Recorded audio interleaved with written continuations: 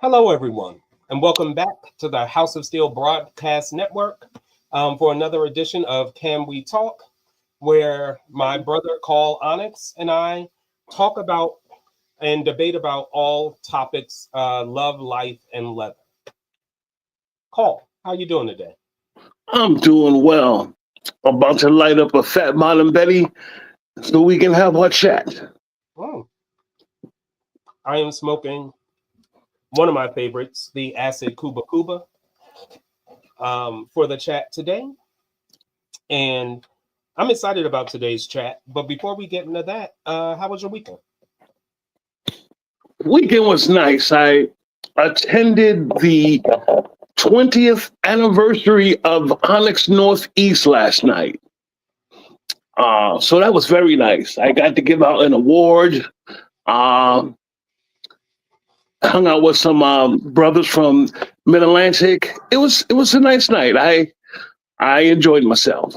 Very good, very good. And congratulations to all of our Onyx Northeast brothers, past and present. And thank you for your contribution to the keeping the organization vibrant and vital. Um, I was not there last night. I was in Asbury Park, New Jersey, at Project Real. The Prevention Resource Network held a partnered with Project Real to hold an erotic art show, and they had lots of different pieces of art there on display, including some clothing and many different art pieces. It was really interesting. I did a interactive electro demo, and that went really well. It was a lot of fun. I got to flog a few people toward the end with the electro flogger, so that was a lot of fun. And the best part of it was that they were also testing outside. And so people came and were tested and were able to get some information about their sexual health that will help them to be happy and healthy moving forward. So that was great. There was a really interesting presentation on corsetry as well, which I learned some things I didn't know. You know, I love a corset. I learned some things I didn't know, but it was very well done. That was done by Albert, and so shout out to him. He's part of the Project Real staff, and he does some amazing things down there. So that was a really good time. What's in your glass, Cole? Nada. Ah, It's empty. I was drinking iced tea because I was having some lunch. So ah, yeah, I'm keeping it out dry for now. for now. Okay. Well, that is an empty glass is always a sad thing to see. I am having John Bar on the rocks with a I lime. have some. I do have some tragic news in that front. What is that? I am officially out of bourbon. Okay. Nobody dial 911. We will handle this. We will get I, this I man do I somebody. do have rye, but I don't have any whiskey. Ah, well, you have rye. You like rye. Yes, I do. Yeah. So you're good. You're And safe. the dark rye of Basil Hayden is so excellent. Hmm. So yeah, I will survive. Yeah, rye is not my favorite. Yeah, Um, I but I forgive you. enjoy. So today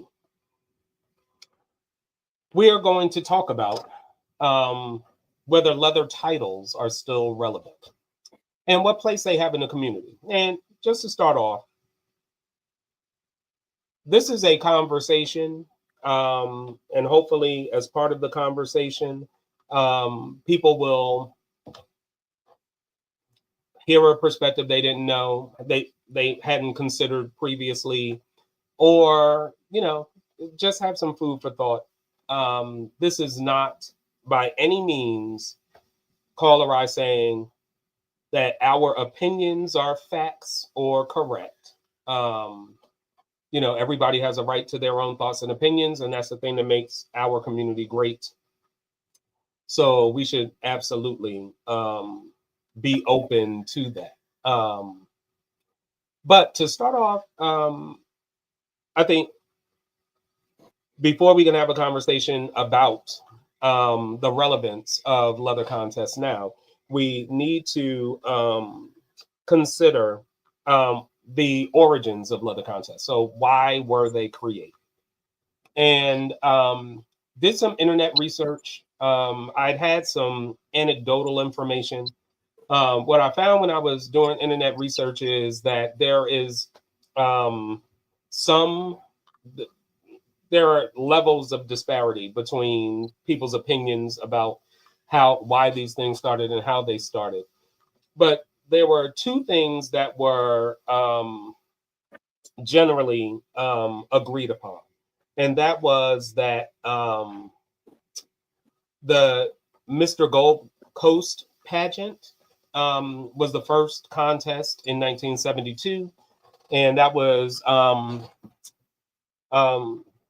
produced by Chuck Renslow, who the Chuck Renslow Foundation is named after, and who later turned this contest into IML, or started IML in 1979 after the Mr. Gold Coast contest. But that the reason that they started the Mr. Gold Coast contest was to attract more customers to the bar, and to create local celebrities in the community that people could that the community could rally around and generate excitement and interest. And later,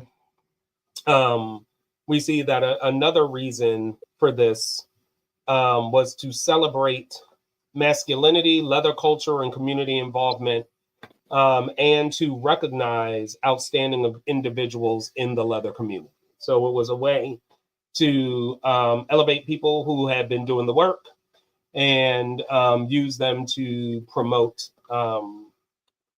ideas and interest in leather and in leather spaces. So, go ahead.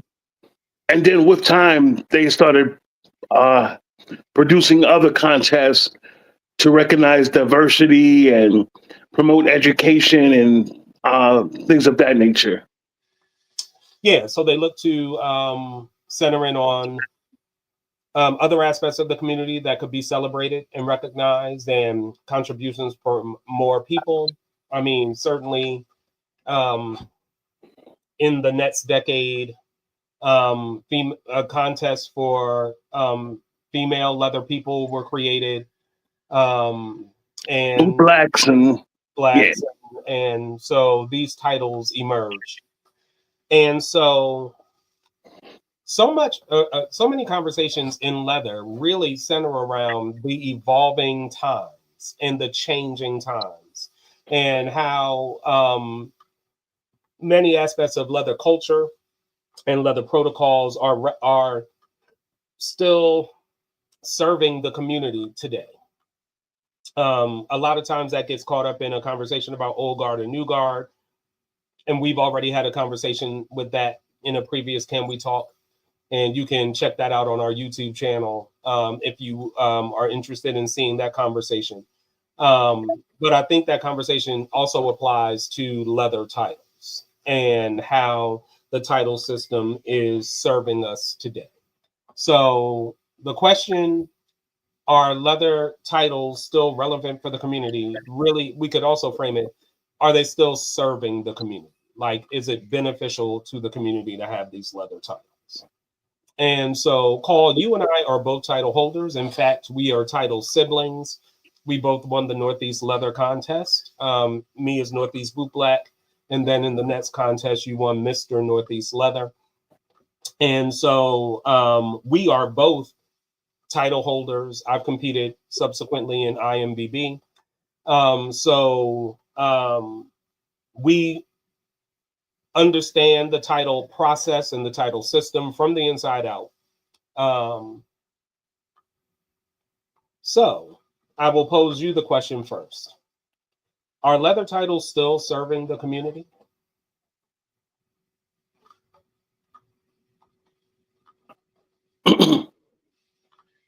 I think they want to, but I'm not sure that they still do. Mm-hmm. How so? How are they not?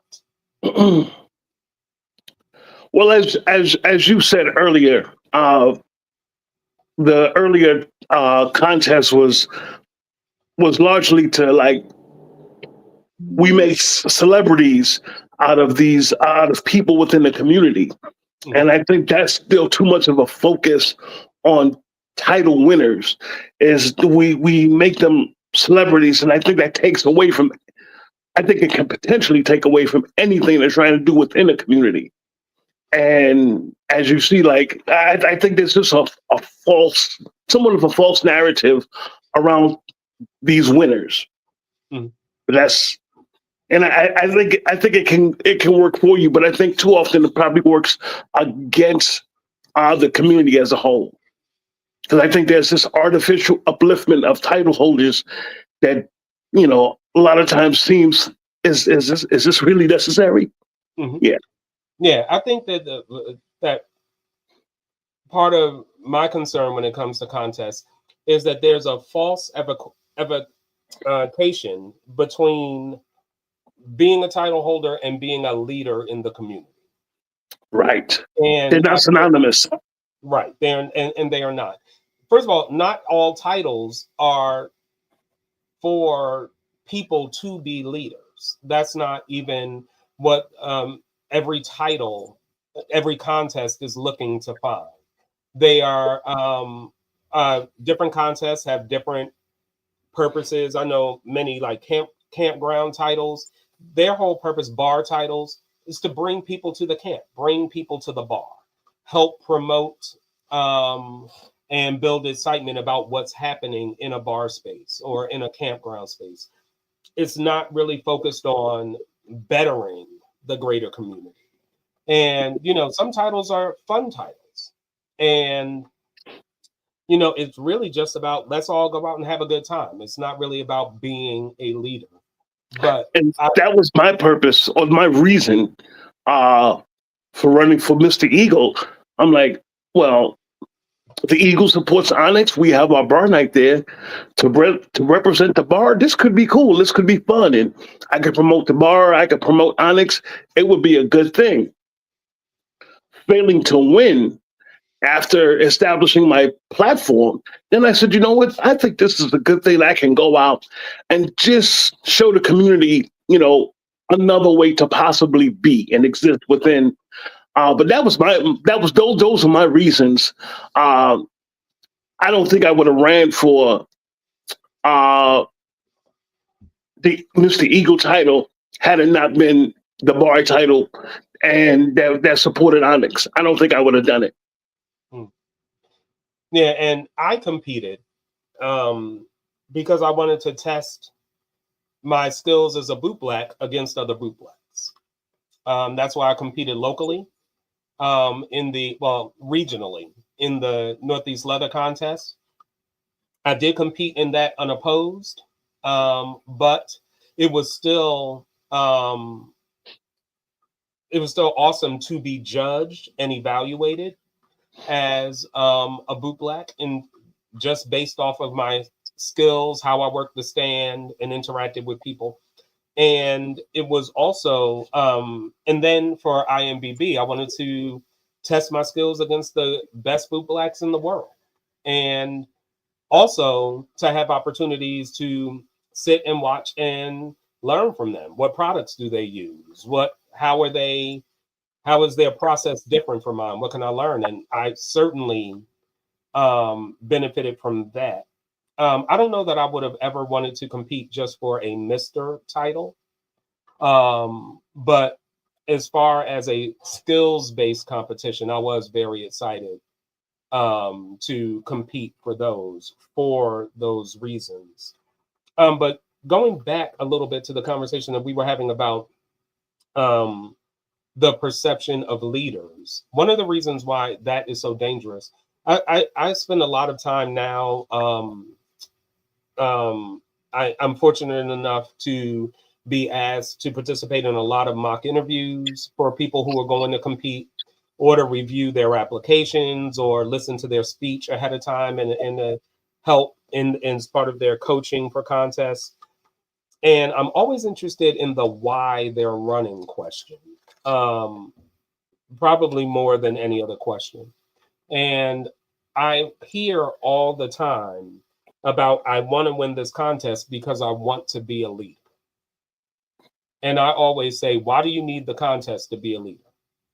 You could have, you can take a leadership role in your community, um, in many different ways without a title.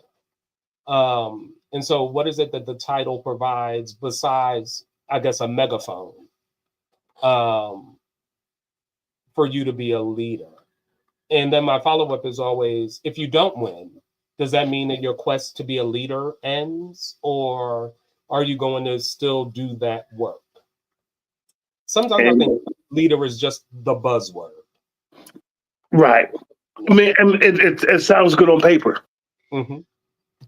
But if you look within the Onyx organization, you take Dominion and Vote, they're leaders. Oh yeah, And they have no never, titles and have never ran for titles, never competed and did but not. clear leaders. I mean, even I mean, in the Bootblack community, I can name 10 blacks off the top of my head who are amazingly skilled, excellent Bootblacks. I aspire to their level of knowledge and expertise. And they've never competed once, and they don't need to.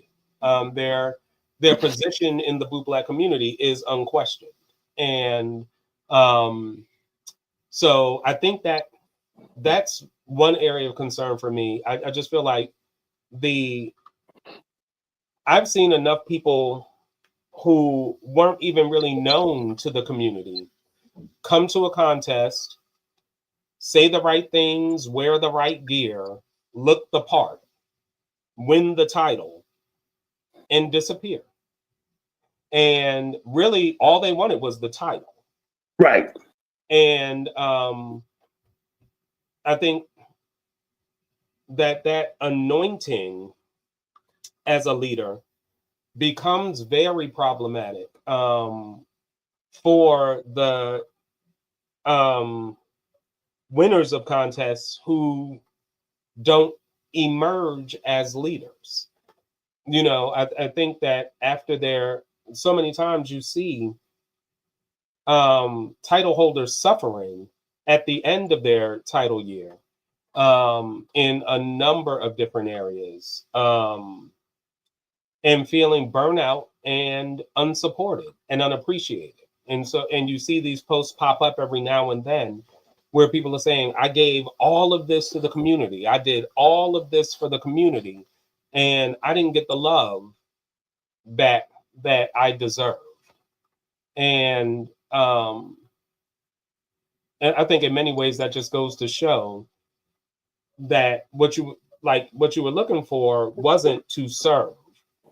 Because if serving was your goal, then having served would You've have, met that goal. yeah, you Yeah. fulfilled your goal. It's But the a fact lot that of it's the love that you're complaining about means that that was really the initial goal of running. yeah, there's a lot of self-aggrandizement. And this makes me feel important and special and dare I say needed and even necessary. Hmm. And it's, I mean, and when you win a title, you do join a fraternity and you become part of a whole community of people that is a little set apart from the general community because you've been through a process and everything and successfully completed it. Um, but it's always very dangerous to me for people to put equate any of their own personal value to the fact that they have a title. I feel like you should bring value to the title, not take value from the title. That part. And that's always been my goal. In fact, when I was first having conversations with my contest producer, the Northeast Leather producer at the time, when he reached out to me and asked me if I would run or to consider competing, my question was, well, what is it that you want me to do? Like, what will I have to do? And he said, basically, I want you to do everything you've already been doing and wear your stole. That's really it. Um, and with that, I was like, oh, okay. If my personal mission can be my title mission, then I was happy to do it. Because like you, I did have a platform and a message. My platform being love leather, love each other, love yourself. Um, and really talking about solidarity in the community and supporting each other in the community. Um, and I really wanted to continue to work that message, but also education being something that's so important to me. I also wanted to have a really strong focus on community education. Um, but talking about ways that titles can be detrimental to the title holders, what are some ways that you've seen title holders um, suffering the ill effects of having won a title? Well, like you just said, the love each other and to love yourself. When that's missing, and you get a title, and then your title gear is up. It could be detrimental if you're not emotionally prepared for that quote letdown. Now you're no longer in the eye, and you're no longer that person. And if you wasn't a whole individual before that, it could be detrimental for you emotionally. So and that's why I think that's one of the bad things is there's no system of checks and balances to see, okay, well, can you handle this before going into it? And there's nothing that we can do, or there's nothing that we do to kind of verify that, to make sure that at the end of your title run, you come out of it at least as good as you went into it. So, so I'm gonna throw this question to you: what should be in place? Like, and whose responsibility is it to put these things in place? See, and that's just it. Uh, and I think a better question on top of that is who would be qualified to put those things in place. And see, and that's where I was going to. I was fully prepared to launch an attack on your position because I was going to say, like, I don't think we can expect producers to have this level of emotional and mental health care and support. I saw a post not too long ago that was actually talking about how producers should be prepared to provide emotional support, mental health support for their title holders. And apart from including in the vetting process conversations about what's to be expected, we are a community of adults who are competing. I had a conversation with a producer about a contestant who was, when they announced that they were competing for a contest, who had documented mental health struggles. And they had been documenting their struggles just a few months prior to announcing that they were competing in this contest. And now the conversation with the producer saying, with their mental health struggles being public knowledge,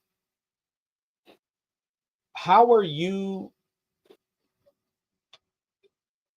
do you think it is best for them to now step into this role? And are you prepared to do anything to help them if they have another um, crisis of identity? And So that's something that I also wonder about, but I also fall back on, and I'm 52. So, and my father was much older when I was born. My father was 54 when I was born.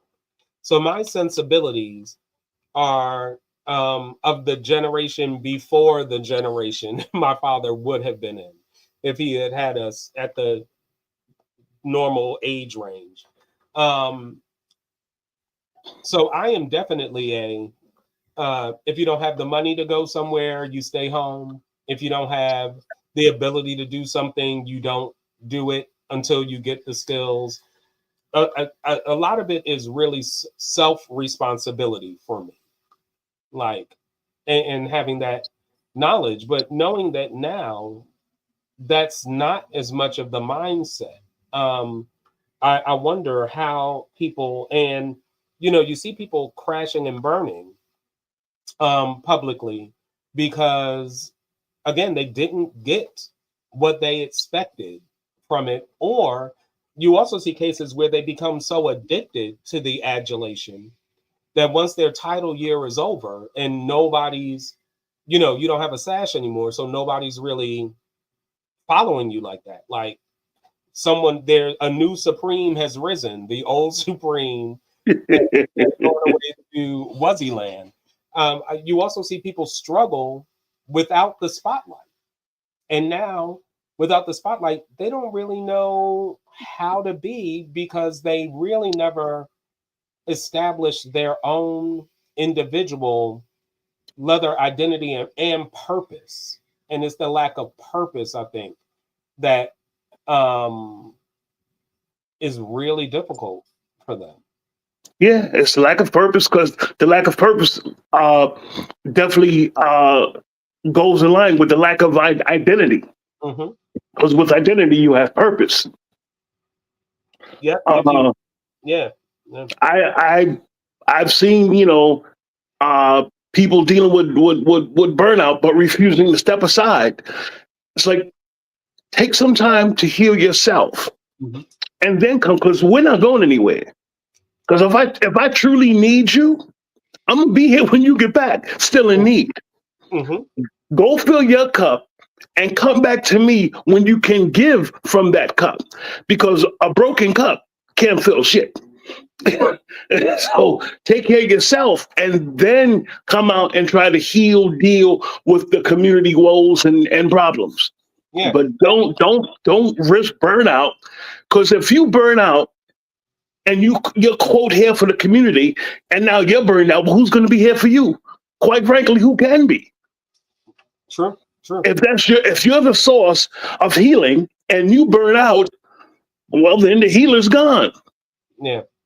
And conversely, what we see is that if you are a title holder with purpose and you have a mission and goals and everything, that during your title year you can gain resources, new relationships, new connections, and partnership opportunities, and a greater audience to hear your voice as you really do the work. But it really just matters if you're willing to do the work.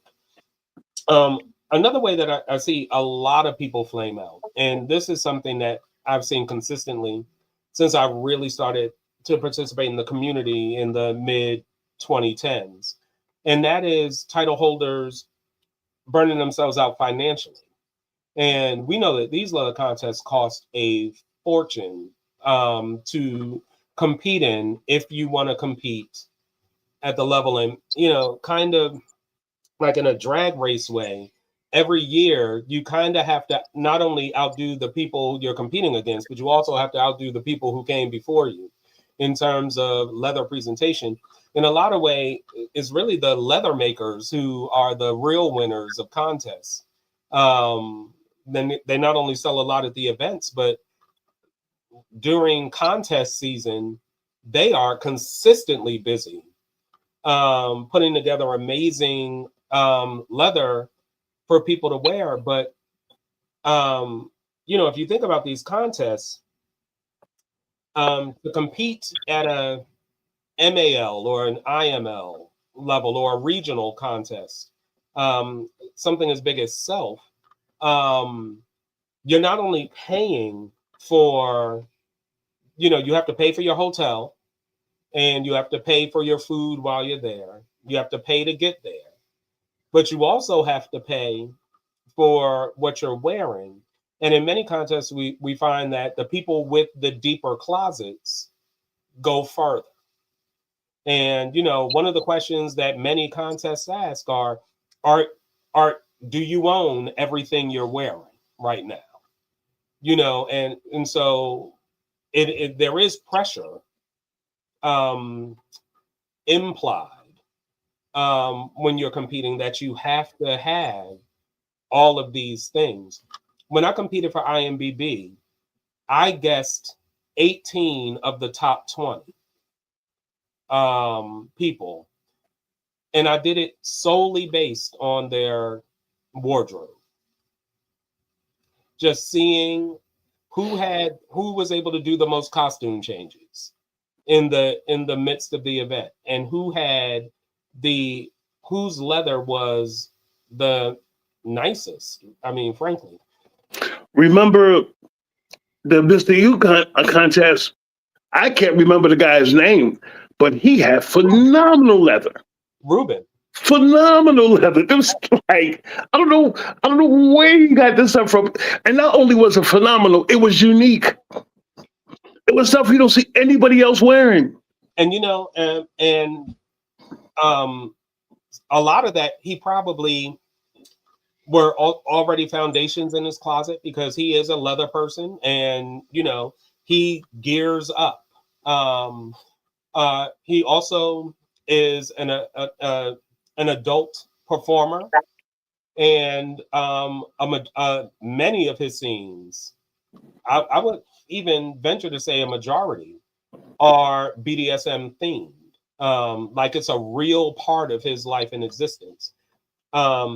He looked amazing, and always looks amazing in everything. His leather is really top notch. And but it's hard to keep up with that. And then not all contests give you the big title funds. So right. And there's also pressure.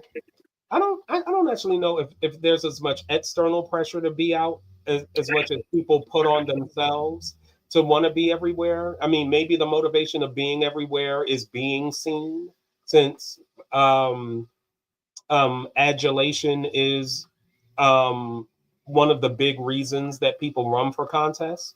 So maybe they want to milk the spotlight.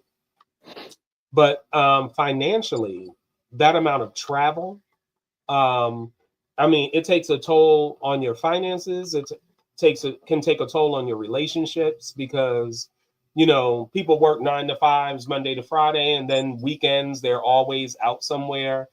When are you spending time with your partners? When are you spending time with your families? And contests ask the question about your support networks, and are they behind you, and all of this stuff. But one piece of advice I give a lot of people who are looking to compete is keep at least one weekend a month leather event free.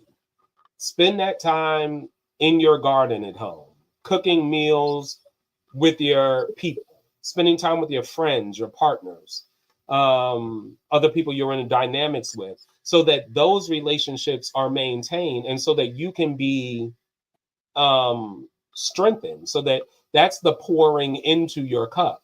Right. That is so important. That's how you get emotional fulfillment.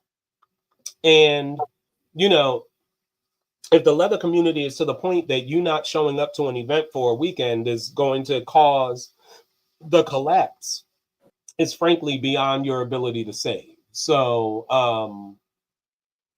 I think in addition to the financial issues that are caused for people, there's also a huge toll paid when it comes to relationships.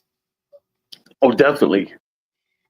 Because you said that at the start of the contest, people are asking you about your support system, but you don't know what your support system is until you start changing up on how you used to do things, because that's when your support system is going to be like, well, I'm not there. Your support system is not there for you because you're not there for them to be there for you. You're out doing this, that, and the other.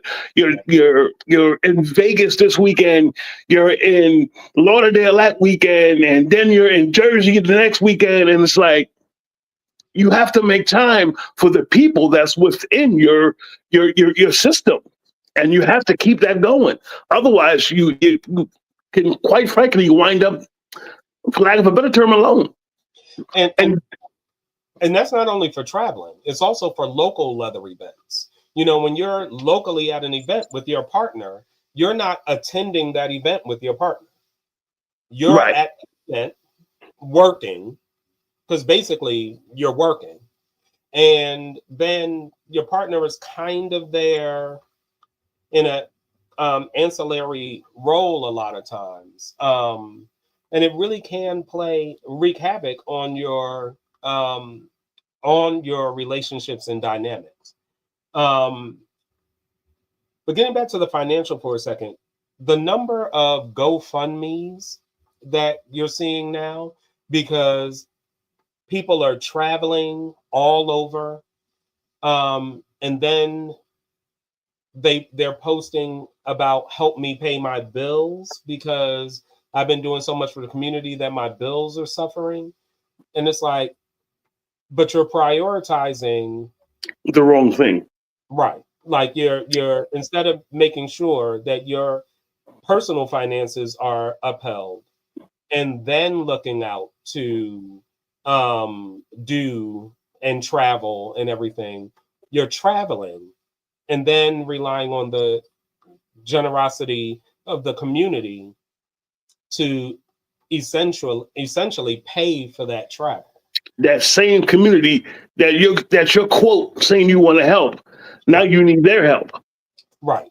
And you know, we have to ask ourselves, like, is this person going to judge a contest where we want to ask people to donate their money? I mean, if we think about the world right now with SNAP benefits not being distributed and food insecurity being so important to so many people who relied on that on that funding for sustenance, is now the time that we should be reaching out to people because, you know, I attended all of these events for the community, air quotes, and now I have to pay this light bill, Right. or I need to pay my rent. I just don't know if that's beneficial to the community.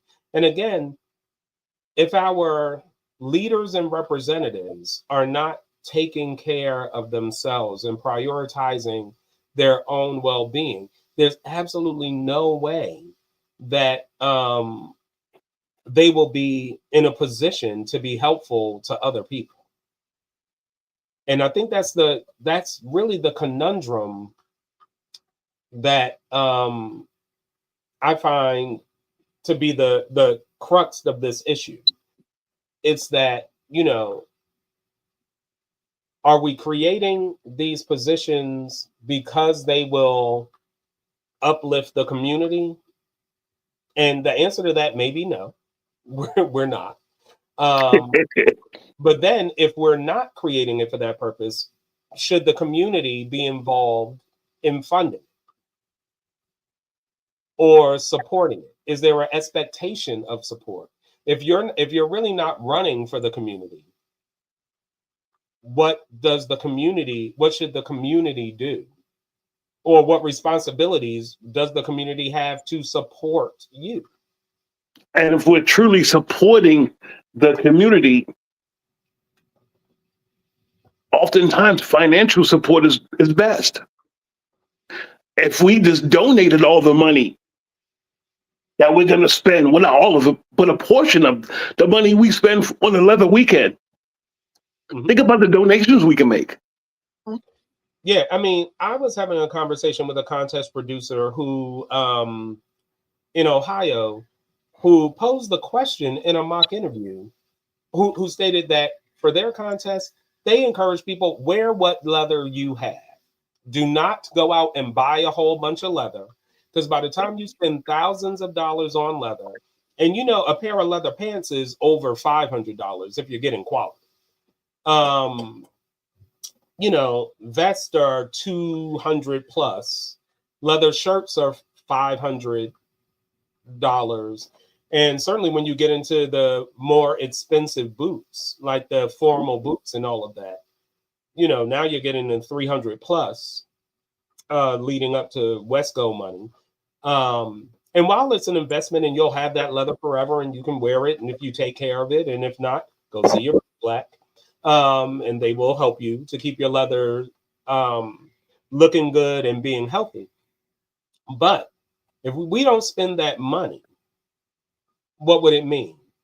When I competed for IMBB, my total cost to compete in IMBB, including travel, hotel, food, and all of the leather stuff I bought, and all of the materials I needed to have in my kit so that I could compete there, because there were 7 and 8. There were 15 hours of bootblacking that I had to do at the event. But that total cost was $6,500. And I was fortunate enough to be able to raise $6,000. So out of my own pocket, I spent about $500 to compete. So I was fortunate that people wanted to support me running. But in hindsight, looking back, $6,500 could feed a whole bunch of people. Yeah. Right now, what would be better? How would that money be better spent? And what difference could we make if, with all of the contests, and when you look at a contest, we'll take IML because it's kind of the biggest. When you have 70 contestants, if each of those contestants took $1,000 that they were going to spend to compete and put that money somewhere, that would be $70,000 we could use to really make a difference. And you ask yourself, like, what could a organization that supports trans people do with $70,000? How many meals could we buy for leather families who now are dealing with food insecurity at this point? How could we support the organizations like the Leather Archives and Museum that are crucial to keeping our history and our understanding of who we are alive, or the Carter Johnson Library, or so many other good causes, Leather Leadership Conference, like the organizations that are really working to build our community and make it strong. What kind of difference could we make there? With $70,000. $70,000, and that's only taking 1,000 from each person Right. who competed in that one contest. So then, if you multiply that by the fact that if you have 70 people there, you have at least, because you might have 2 winners from the same contest depending on when they run, but you have at least 65 people who competed in a different contest just to get there. And so, like, when you start breaking it down to the original contest level, and there are many people who've competed for a number of titles and everything, like, what real. And you also have to factor in the people who traveled to support the show. Well, and in order to see you at IML, it's going to cost me $1,000 to stay in a hotel. But the one thing I will say about that is, people aren't paying that $1,000 necessarily just to see me. You're also getting the benefit of the community aspect while you're there. And I don't think that you can necessarily put a price tag on being surrounded by leather people. I mean, that's the reason why Event Drop is so strong, because you feel so at home in that. So you are getting the experience, you are getting the time with your people and all of that stuff. So there is a direct benefit there. So I don't know if I mind that as much. And contests, some contests do raise a good deal of money that supports the community. I'm not the hugest advocate of IML, but I will. One thing I can't take away from them is the amount of money that they donate to Leather Archives and Museum, and there have been some other beneficiaries that have benefited from because people come and attend, and other events like MAL. I mean, the amount of financial support that they provide to community organizations is really significant. And I will always treasure my MAL memories, just because of the relationships I built there, the amount of people I got to meet, and experiences that I was able to have. So, but if we were able to kind of restructure the financial model of these contests and really how they work, we could really have some life changing abilities. I don't have a plan, so I can't tell you that I know how we could do this, but I do think it's worth thinking about and internalizing as we look at contests. I think it's something that, producers and other community leaders can really address to say, what kind of effect do we really want to have on the community? And what kind of mark do we want to leave on the community? And is it really just about promoting these winners and this event that happens every week? Or is it about what the community is going to, how the community will be stronger as a result of everything we did in this contest weekend and throughout the year? So there are some benefits to contests. I'm a big fan of the New Jersey Leather Contest because it's definitely a working title. In fact, I would say in order to win the contest, you have to be known to the community. Like I can't imagine somebody just walking in nice leather and taking that title because it's so community service oriented. And not saying that all events have to follow that model, but that is a wonderful model for contests when it comes to influencing the community. And during the year, so much money is raised to help local organizations and things of that nature through that system, that there is a real benefit that is made, and a real impact.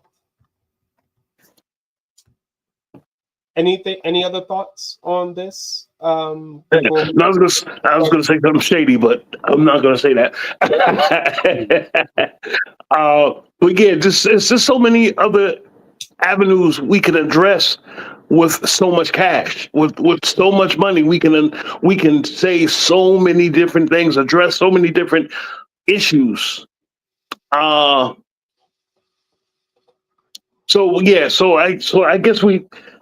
I guess there should be a conversation, and maybe not with us, but there should be a conversation about, well, what if?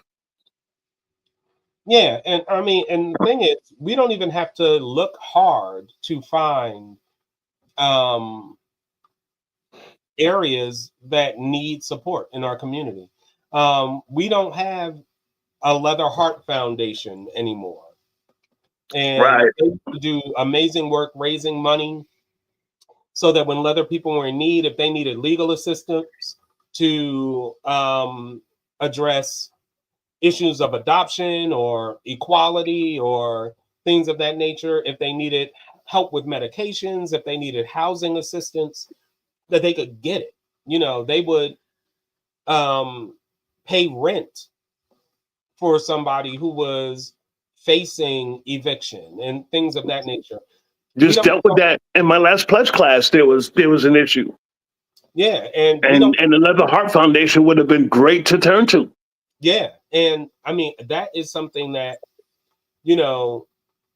I often think about And that's just one piece of it. I mean, we haven't talked about all of the issues that our trans siblings are dealing with now with the current administration attacking their very identity, and everything. Like, how are we supporting the legislative fight to preserve the rights of trans people? And we see that the ban is about to go in effect, where with passports, people have to use the identity they were assigned at birth instead of being able to affirm their own identity.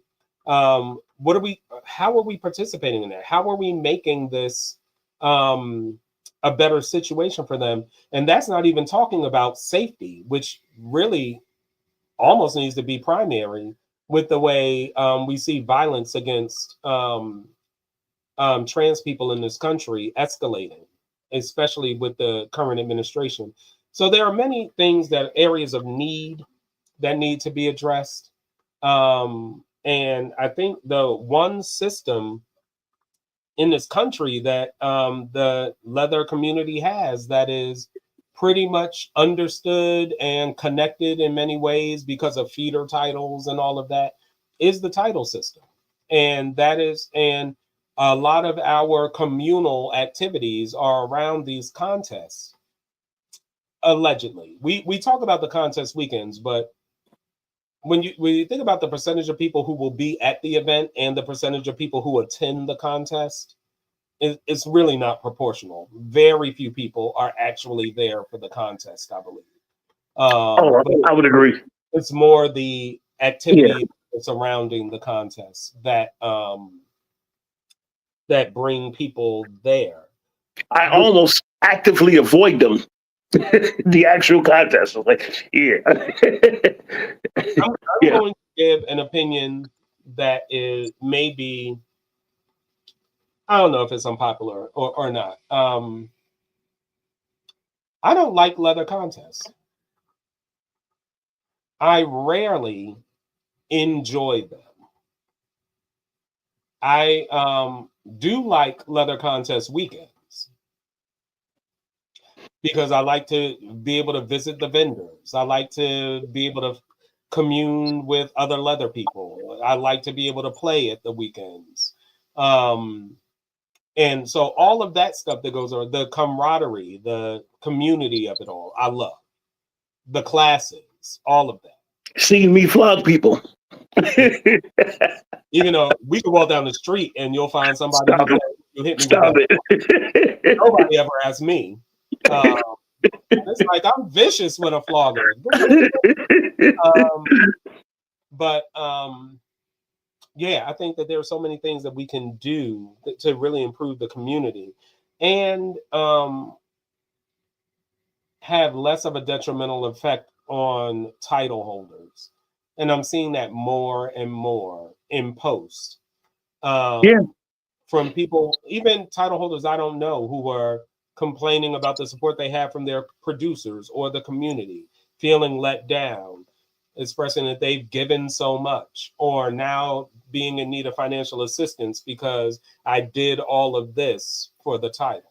I feel like we can ensure that our title holders are a little more a little stronger financially, mentally, emotionally, and all of that. If we flip the model a little bit. Do you want to have one last comment before we check in on questions? Or No, I'm trying to figure out how do we provide that support? How do we do those check-ins and to actually see what's going on and try to make people better before, or try to make sure people are good before they go on these title hunts. I almost think that a lot of that has to happen in the vetting. I think that so often now there are so many contests. I see a lot of producers scrambling to get contestants, and maybe we've reached the point of saturation with contests where there aren't enough independent. There aren't enough people who are prepared to take on the role of title holder. And But yet there's so many title chasers. right. And I think that's something that vetting, a little more vetting of contestants could help. And making sure that people understand what they're really signing up for is probably the only way. I part of me, I don't see how we can expect producers to provide some of the support that people are calling for. Yeah, Because but they're not mental health professionals. They're not emotional professionals. and they're not, and they shouldn't have to be strategists and everything. And that's not what they're signing up for. No. So with that, we will invite Boy Ogun to jump on and let us know if there are any questions or comments to address. And let me bring Boy Ogun to the stage. Here he is. Hello, Boy Ogun. Hello, sir. It is wonderful to see you. Nice to see you as well. Nice to see you, Khal. Hey. Hey there. All right. So we actually do not have any questions by the looks of it, but we do have some comments that I think you might want to highlight. Mm-hmm. So let's see. I'm going to go ahead and highlight a comment that was made by Kenzo Onyx. So Kenzo Onyx states in reference to a comment that you made earlier, he agrees. In order to maintain a leather lifestyle, you also have to look at what you can afford as a regular person. So you were talking about that earlier in discussion about economics and feasibility, and that's something that's very important. So do you have anything else to say about that, sir? Well, one thing that I want to say is very often what you see is a reason people spend so much money to compete in contests is because they need to look the way they need to look in the contest. You need that whole full Khal expression. You need the pecs and personality, the jock look. You need and a lot of that doesn't even necessarily have to be part of an individual who's competing of their aesthetic. Kenzo brought this up. Kenzo is ABDL. He's known to wear diapers and onesies and all of that. And Kenzo was bold enough to walk out on stage as he walks in a bar and everything. But everybody isn't as comfortable to say, I'm going to present how in the way I always present. And so then they buy things so that they look the part, so they can get the role. Mm-hmm. And so I think that not only does it increase the amount of money that they are spending, so it's a financial consideration, it also isn't really giving you a look at who this person really is when it comes to leather. And who are they? What do they bring? And so when you look at a Kenzo, Kenzo is proficient in so many kinks, and everything. People may see Kenzo show up one day in a skirt, the next day in a onesie with a diaper, and at those times they don't connect. Or they may see Kenzo show up in his pup persona and say, "Oh, that's whatever." But they're really, I think contests should really look at who is Kenzo on a day-to-day basis. Like what are the dynamic? Like, let's look at the dynamics he's been part of. Let's look at the mentoring he provides in the community. Let's look at the leadership he provides in pet spaces and in ABDL spaces, but also just in spaces of you can be unapologetically yourself. And that has value. Like, that's leadership. Like, so the teaching and the training. The teaching and the training, like all of those things. And, big up to Kenzo. Thank you for being a part of this. But to me, like, if contests were really celebrating who you are in whatever form that takes, and we know the original, several of the sources that I found when I was doing research on leather history for this talked about how initially it was to promote masculinity and a lot of ideas that now we're kind of starting to say, I don't know that that's necessary to be a contributor in the leather community. Mm-hmm. And rightly so. People should feel free to be whoever they are and bring that. And we also need to understand that just because someone looks like a Tom of Finland painting Mm-hmm. in what they're wearing and in their physique and in their masculine presentation, that doesn't mean that they're the person who's going to teach you the most or who knows the most or who will create environments that are safe for most. Mm-hmm. So, kind of taking a look at that, and that kind of gets back to you don't need to buy all of this stuff to compete. And, do we need to keep a kind of pageant model where it's like, Pecs and Personality is swimsuit and formal is full cow and all of this? And how can we really just allow people the opportunity to shine as the individual they are? And for the judges and the audience to really see, this is somebody who I connect to, or this is somebody who I aspire to, and then go from there. Mm-hmm. So yeah, I absolutely agree. Kenzo, you not only look at what you can afford as a regular person, but look at who you are as a leather person and putting that out. Okay. All right. And now we have another comment from Will Tradesman. And Will Tradesman says, if we can get back to the roots of producing title holders, which is to promote the servant leader work of title holders versus solely producing title holders for the prestige of winning IML. And one other thing I found in the research, the original purpose was not to promote servant leader work. It was sure was not. promote a bar. These are spokespeople. These are live models for celebrities. We're creating community celebrities who can then promote these things. And when you look at organization at contests like IML is not a platform-based contest. It is not a servant leader-based contest.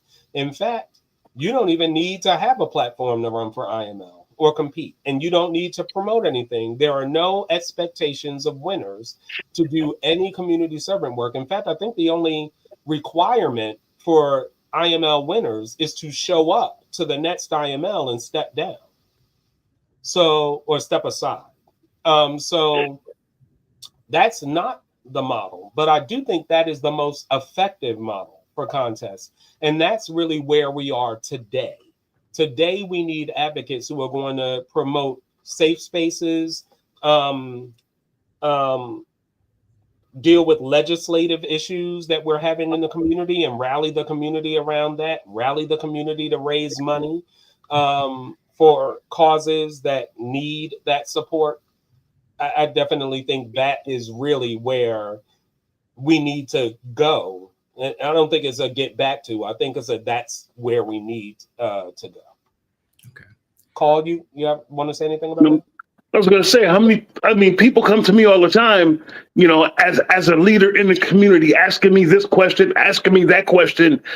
And I'm not a previous title holder, but I'm not a current title holder. But if you're a leader, people will see you as such. You do not need a title to lead. And the title's not going to make you a more effective leader. Yeah, you don't need a title. You don't need a cover. You don't need any of those things. And do I think covers have a place in our community? Absolutely. Do I think that every person that's covered is a leader? Absolutely not. Do I think that that there are people who never have a title and never get covered, never even carry an honorific, a dominant honorific, sir, ma'am, or Zir, whatever, master? Yeah, I think that there are many of those people in the community, and those are the people who keep our community strong and operational and effective, and who make sure that consent is out there and that people are playing safely and with real knowledge.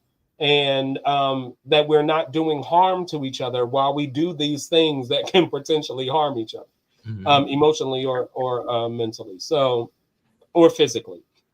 So absolutely, I think that servant leader model is important. I encourage everyone who's listening to this to really consider, what impact can I have in the community that I'm not having now? And forget title, forget all of that. Who, if you, I'm East Coast in New Jersey. Dominion Onyx has been a major influence in my leather journey since I started my leather journey, almost from the beginning. And the first time I met Dominion, I was so I don't want to say awestruck, but I definitely felt like I'm meeting this person who I know has all of this knowledge, does all of these things. And I was definitely feeling like I was meeting someone who I would aspire to be one day. And that meeting, Khal, you remember we were at Folsom East, and I had gotten a flogger. I wanted to learn the flog, and Dominion walked up and he was like, "Hey, you want to learn the flog?" And I said, "Yeah." And he said, "Then okay, step over here." He showed me the technique of throwing, and then he took off his shirt and stood against the wall and said, "Now flog me."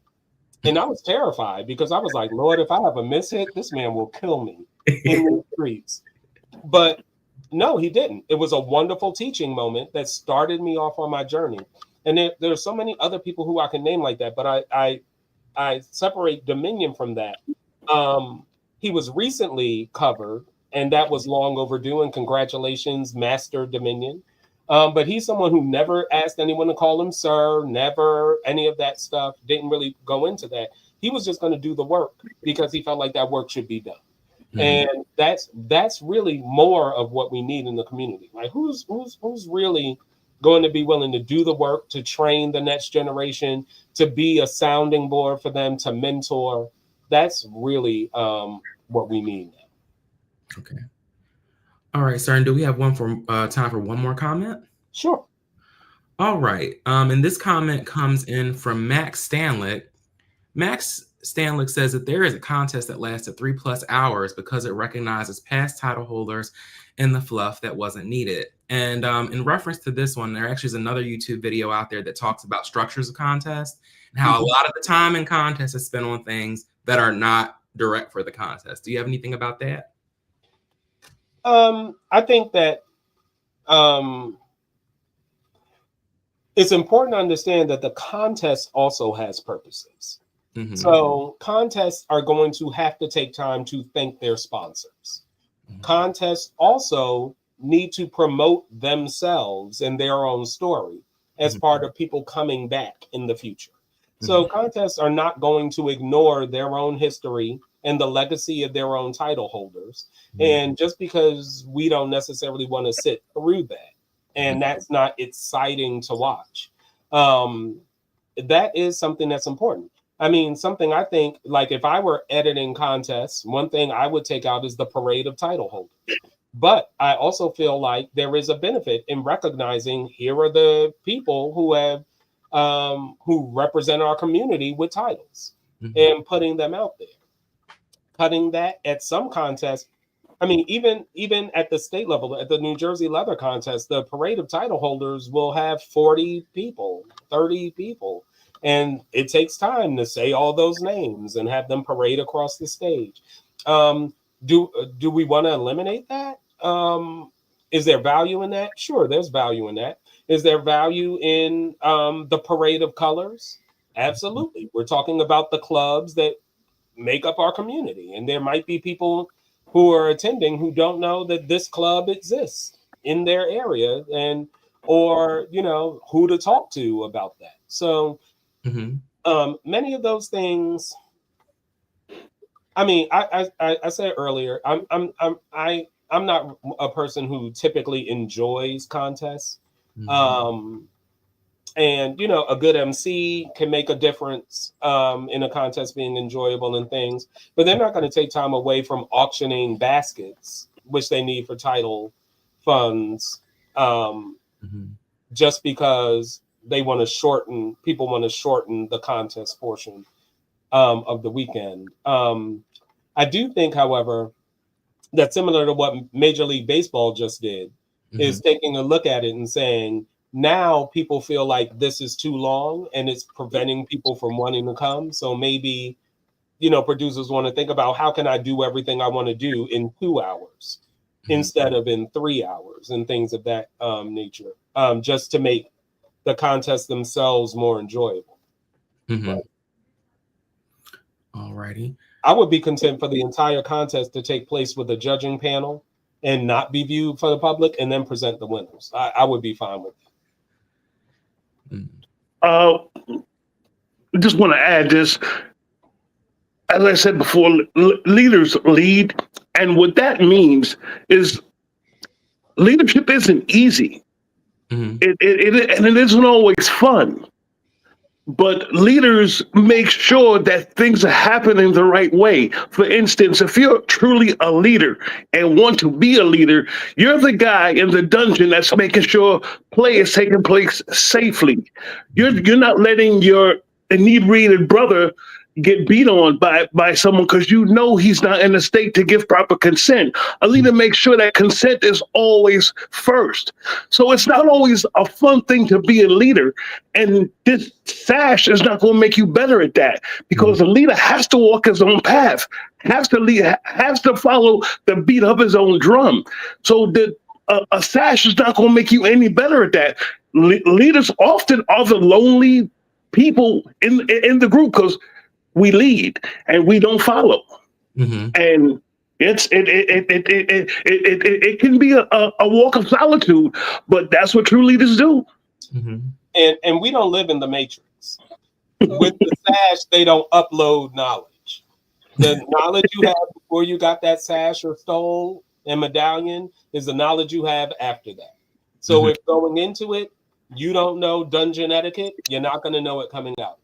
If going into it, you're not experienced in community support, whether it be fundraising or education or whatever you're doing, you're not going to automatically have that. And the expectation often is that happens, that now you're a title holder, so you're supposed to be XYZ. And that's, I think, one of the things that causes people to struggle during their title years, especially if a previous title holder was very good at an aspect that you're not. And so I think that it's important for us to separate the title of leader from title holder. They're not synonymous. Any other comments that you want to highlight before? I did want to also just highlight one comment again from Will Tradesman. He said, big ups to Dominion, one of the first people I've met early in my leather journey. So actually, Dominion is one of the few people I met early in my leather journey as well. And I do want to also extend a congratulations to Master Dominion.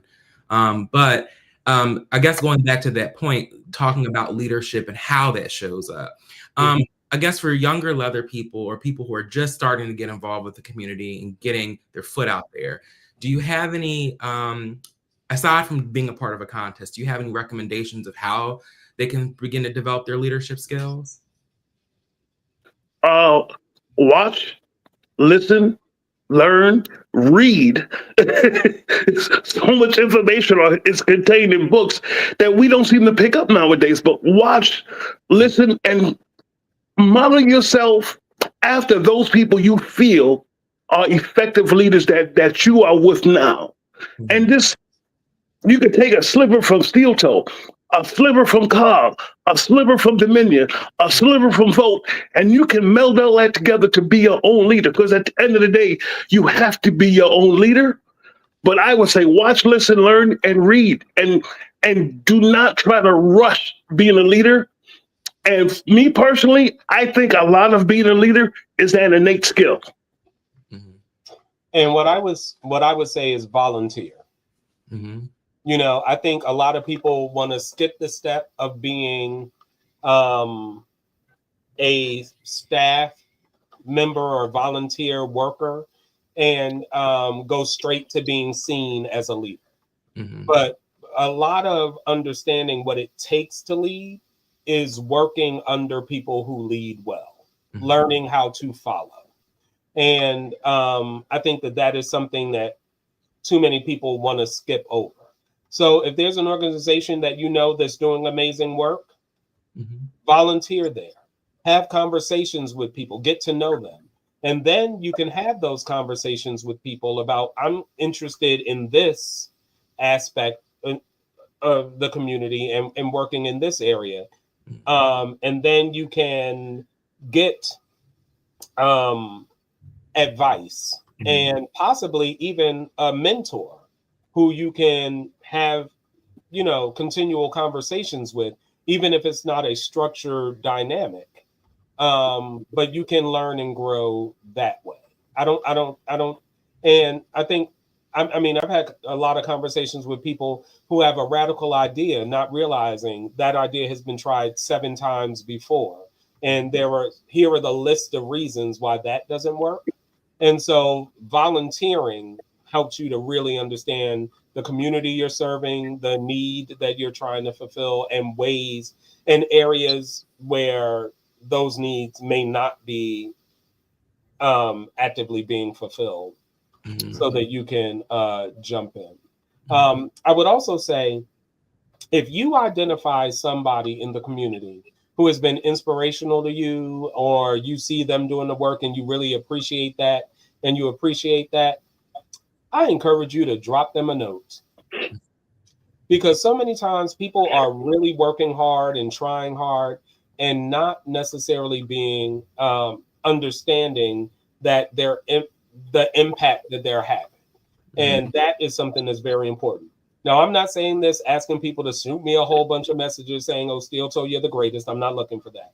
But what I am saying is, you have many leaders in the community who lead quietly, and people see them and don't recognize them as much.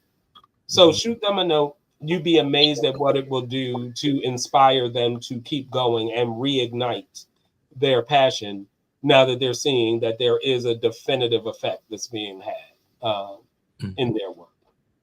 Yes, indeed. And if any of you have been helped by Khal, please tell them. Because, I mean, I have a day job and a dog. I have a dog, okay? You have a pet that just stays there, okay? I have a dog. It needs a bath, so I will see you at 6. All right. Well, Boyogun, thank you so much for highlighting some of the comments. Thank all of you for attending and for your comments. I haven't had a chance to review them, but I will when this is over.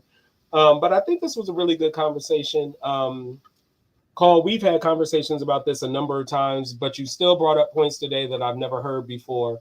And I love having these conversations with you because in many ways we're aligned, but we also have different perspectives on a number of things. And that absolutely helps me to broaden my thought process.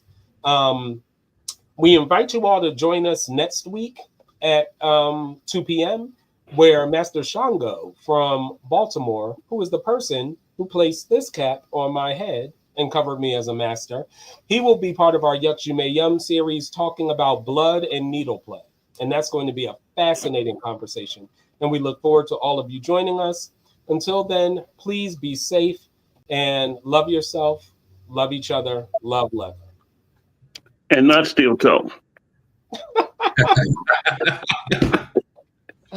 And if you'll all excuse me, I'm going to strangle Khal off stage. Man, I'm in the Bronx. All right. Have a good day, everybody. See you next week. Take care, people.